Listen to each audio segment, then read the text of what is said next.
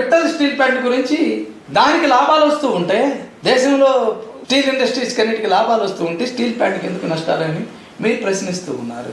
Mittal steel ప్లాంట్కి రాష్ట్ర ఖజానా మొత్తం దోచిపెడుతూ ఉంటే మీరు ఎందుకు లాభాలు రావండి? జిఎస్టీ 15 ఏళ్ల పాటు చెల్లించాల్సిన అవసరం లేదని చెప్పేశారు.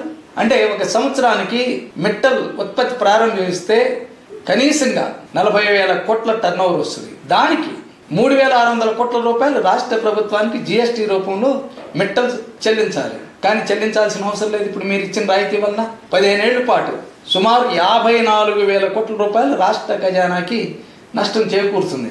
అంటే అది పెట్టిన పెట్టుబడి అంతా 57,000 కోట్ల రూపాయలు. అంటే నువ్వు మన రాష్ట్ర ప్రభుత్వం నుంచి మనం తిరిగి ఎంత ఇస్తున్నాం? ఒక జిఎస్టీ రూపంలో 54,000 కోట్ల రూపాయలు ఇస్తున్నాం. పవర్ అత్యంత చౌకగా ఇచ్చేస్తున్నారు. 8 రూపాయలు కాస్త సగం తగ్గించేసి ఇచ్చేస్తున్నారు. రూపాయి ఒక యూనిట్ని తిరిగి రీఎంబర్స్ చేసుకోవచ్చు అంటున్నారు మీరు.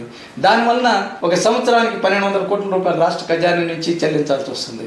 15 ఏళ్ళలో సుమారుగా 15,000 కోట్ల రూపాయలు ఆ విధంగా నష్టపోతూ ఉన్నాం. దాంతోపాటు భూమిని చౌకగా ఇచ్చారు.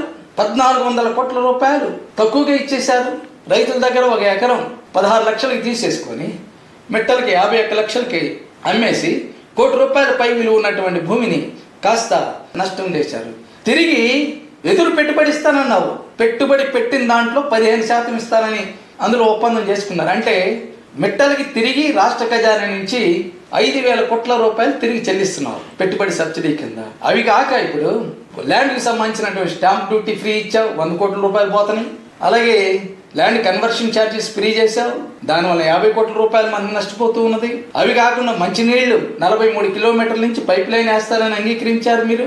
దానివల్ల 660 కోట్ల రూపాయలు రాష్ట్ర ఖజానా డబ్బు ఖర్చు పెట్టేస్తున్నారు మీరు. చౌకగా మంచినీళ్లు ఇస్తానని చెప్పారు. దానివల్ల సంవత్సరానికి 100 కోట్ల రూపాయలు నష్టపోతూ ఉన్నాం. ఏలేరు కాలువ విశాఖపట్నం స్టీల్ ప్లాంట్ది, విశాఖపట్నం ప్రజానికి మంచినీళ్ళు ఇచ్చేటటువంటిది, వాళ్ళకి 40% కత్తిరించేసి ఈరోజు మిట్టలకి సరఫరా చేస్తూ ఉన్నారు.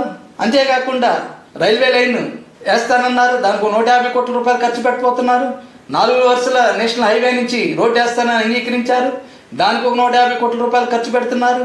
పైప్ లైన్ ద్వారా గ్యాస్ కనెక్టివిటీ ఇస్తానని చెప్పారు, దానికి 50 కోట్ల రూపాయలు ఖర్చు అవుతున్నారు.